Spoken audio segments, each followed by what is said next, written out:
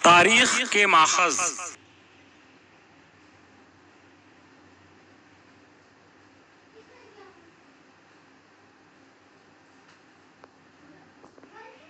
السلام علیکم منا، آج ہمارا تاریخ کا دوسرا سبق شروع ہو رہا ہے۔ کیا آپ جانتے ہو اس کا نام کیا ہے؟ وعلیکم السلام گڑیا۔ ہاں، آج ہم تاریخ کے ماخذ اس سبق کی معلومات حاصل کریں گے۔ تاریخ کے ماخذ، یہ تاریخ کا دوسرا سبق آج شروع ہونے جا رہا ہے، جس میں ہم مادی ماخذ، تحریری ماخذ اور زبانی ماخذ، اس طرح سے تاریخ کے ان تین ماخذات کے بارے میں معلومات حاصل کریں گے۔ اس کے علاوہ قدیم بھارت کی تاریخ کے ماخذ اور تاریخ نویسی سے متعلق برتی جانے والی احتیاط کے بارے میں بھی معلومات حاصل کریں گے۔ آئیے عمل کر کے دیکھیں۔ آپ کے گھر میں دادا دادی کے زمانے کی جو چیزیں ہیں ان کی فہرست بنائیے۔ آپ اپنے اطراف گاؤں میں پائی جانے والی کسی پرانی عمارت سے متعلق معلومات جمع کیجیے۔ ہمارے آباء و اجداد نے استعمال کی ہوئی کئی چیزیں آج بھی موجود ہیں۔ ان کی کندہ کی ہوئی مختلف تحریریں ہمارے ہاتھ لگی ہیں۔ ان ماخذات کی مدد سے ہمیں تاریخ کا علم ہو سکتا ہے۔ اس کے علاوہ رسم و رواج، روایات، عوامی فن، عوامی ادب، تاریخی دستاویزات کی مدد سے ہمیں تاریخ کا علم ہوتا ہے۔ ان تمام اشیاء کو تاریخ کے ماخذ کہتے ہیں۔ تاریخ کے ماخذ تین قسم کے ہوتے ہیں: مادی ماخذ، تحریری ماخذ، زبانی ماخذ۔ بتائیے تو بھلا، قلعے، غار، استوپ وغیرہ کو مادی ماخذ کہتے ہیں۔ ان کے علاوہ اور کن عمارتوں کو مادی ماخذ کہتے ہیں؟ مادی ماخذ: روزمرہ کی زندگی میں انسان مختلف قسم کی چیزیں استعمال کرتے ہیں۔ پہلے کے انسانوں کی استعمال کی ہوئی کئی اشیاء ہمیں اہم معلومات فراہم کر سکتی ہیں۔ قدیم اشیاء میں مٹی کے برتنوں کے ٹکڑوں کی بناوٹ، ان کے رنگ اور نقش و نگار کو دیکھ کر اس بات کا اندازہ لگایا جا سکتا ہے کہ اس برتن کا تعلق کس زمانے سے رہا ہوگا۔ زیورات اور دیگر اشیاء سے انسانی سماج کے آپسی تعلقات کی معلومات حاصل ہوتی ہے۔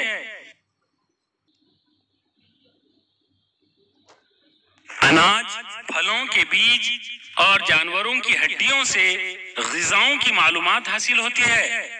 مختلف زمانوں میں انسانوں کے تعمیر کیے ہوئے مکانات اور عمارتوں کے باقیات ملتے ہیں۔ ان کے علاوہ سکے اور مہریں بھی ملتی ہیں۔ ان تمام چیزوں کی مدد سے انسانی طرز عمل کی معلومات حاصل ہوتی ہے۔ ان تمام اشیاء اور عمارتوں یا ان کے باقیات کو تاریخ کے مادی ماخذ کہتے ہیں۔ کیا آپ جانتے ہیں اناج کا دانہ زیادہ دنوں تک محفوظ نہیں رہتا؟ اناج کے دانوں کو کیڑے بھوسے یا سفوف میں بدل دیتے ہیں۔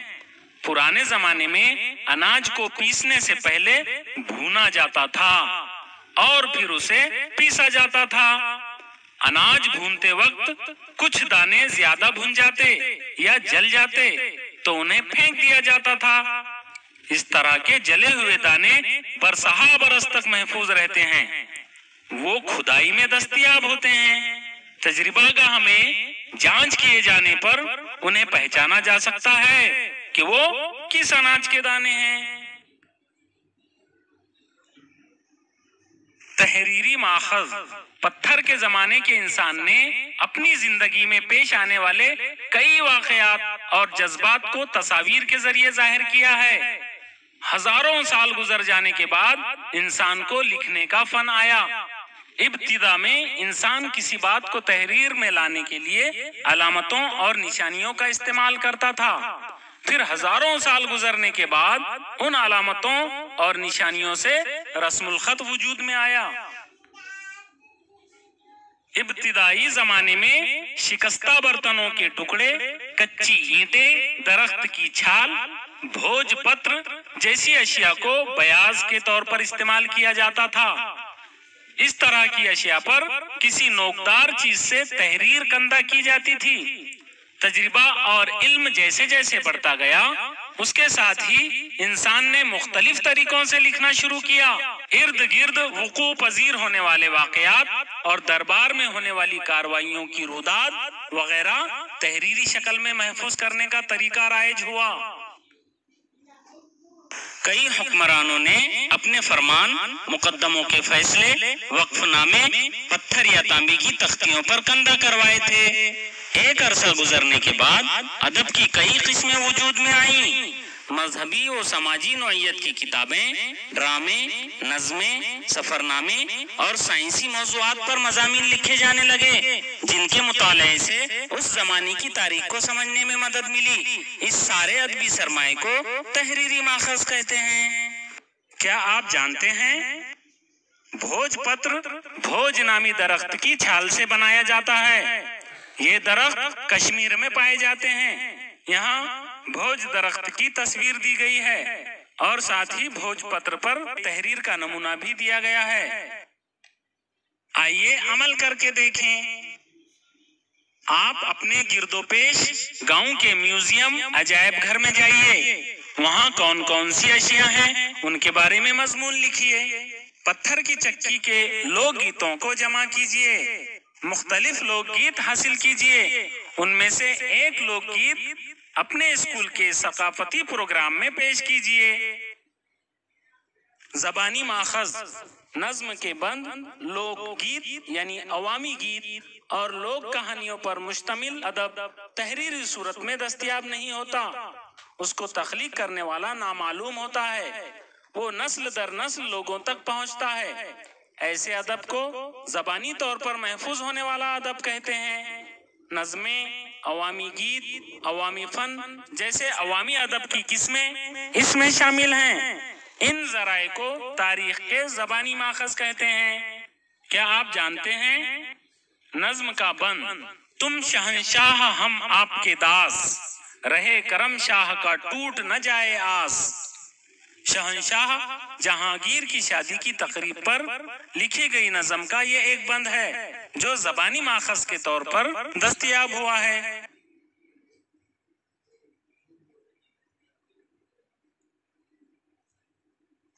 لوک گیت کا ایک نمونہ یہاں پیش کیا گیا ہے۔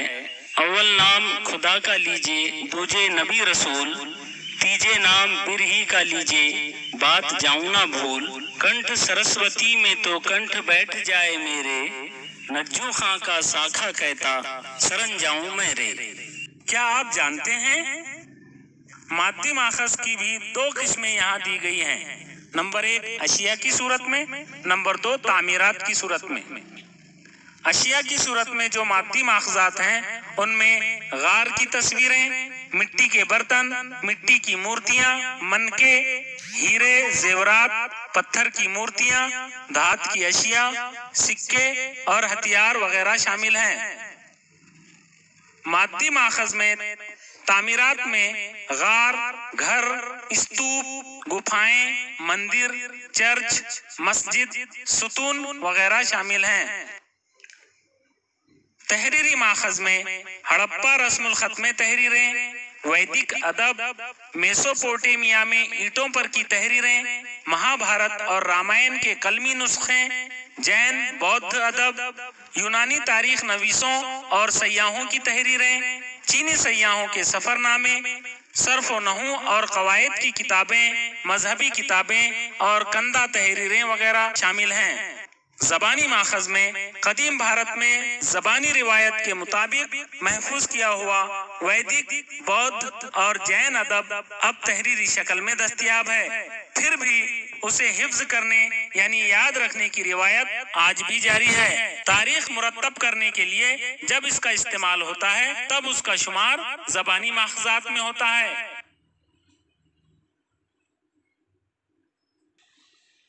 قدیم بھارت کی تاریخ کے ماخذ: پتھر کے زمانے سے عیسوی سن کی 8ویں صدی تک کا زمانہ بھارت کی تاریخ کا قدیم زمانہ تسلیم کیا جاتا ہے۔ بھارت کے پتھر کے زمانے سے متعلق جانکاری آثار قدیمہ کی کھدائی سے حاصل ہوتی ہے۔ اس زمانے میں رسم الخط نے ترقی نہیں کی تھی۔ قبل مسیح 1500 سے قدیم تاریخ کی معلومات ویدک ادب سے حاصل ہوتی ہے۔ ابتدا میں وید تحریری شکل میں نہیں تھے، انہیں حفظ کرنے کے اصول کو بھارت کے قدیم لوگوں نے ترقی دی تھی۔ ایک عرصہ گزر جانے کے بعد ان کو لکھا گیا۔ ویدک ادب اور اس کے بعد لکھا گیا ادب قدیم بھارت کی تاریخ کا ایک اہم ماخذ ہے۔ ان میں برہمن گرنتھ، ویدک ادب کے روحانیت پر مشتمل ابواب، رامائن اور مہا بھارت کے رزمیے، جین اور بودھ گرنتھ، ڈرامے، نظمیں، کتبوں کی تحریریں، ستونوں کی تحریریں، غیر ملکی سیاحوں کے سفر نامے وغیرہ شامل ہیں۔ اسی طرح آثار قدیمہ کی کھدائی میں دستیاب ہونے والی اشیاء، قدیم تعمیرات، سکے جیسے کئی مادی ماخذات کی مدد سے ہمیں قدیم بھارت کی تاریخ کا علم حاصل ہوتا ہے۔ تاریخ نویسی سے متعلق برتی جانے والی احتیاط۔ تاریخ کے ماخذ کا استعمال کرتے وقت بڑی احتیاط برتنی پڑتی ہے۔ کوئی تحریری ثبوت محض پرانا ہونے کی وجہ سے قابل اعتنا ہو یہ ضروری نہیں ہے۔ یہ کس نے لکھا، کیوں لکھا، کب لکھا، اس کی چھان بین کرنا پڑتی ہے۔ مختلف النوع قابل اعتبار ماخذ سے اخذ کیے گئے نتائج باہم جانچ کر دیکھنے پڑتے ہیں۔ تاریخ مرتب کرنے کے عمل میں اس طرح کی باریک بینی سے کی جانے والی جانچ بڑی اہمیت رکھتی ہے۔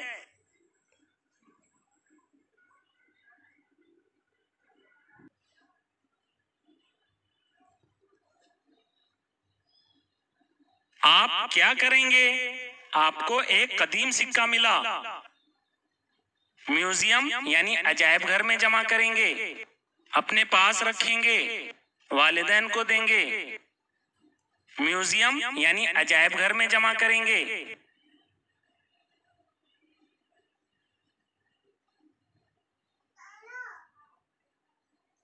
ویدک ادب،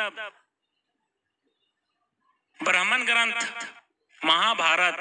قبل مسیح 1500 سے قدیم تاریخ کی معلومات کس ماخذ سے حاصل ہوتی ہے؟ ویدک ادب، برہمن گرنتھ، مہا بھارت۔ ویدک ادب،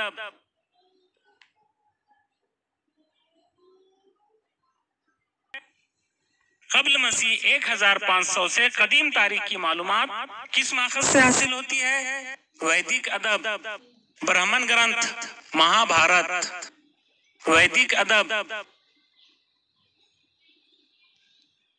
اچھا تو منا، تاریخ کے ماخذ 3 قسم کے ہوتے ہیں، مادی ماخذ، تحریری ماخذ اور زبانی ماخذ۔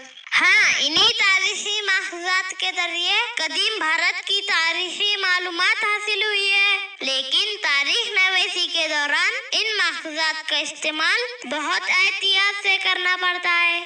ایک جملے میں جواب لکھیے۔ بیاض کے طور پر کن اشیاء کا استعمال کیا جاتا تھا؟ بیاض کے طور پر شکستہ برتنوں کے ٹکڑے، کچی اینٹیں، درخت کی چھال، بھوج پتر جیسی اشیاء کا استعمال کیا جاتا تھا۔ ویدک ادب سے کس طرح کی معلومات حاصل ہوتی ہے؟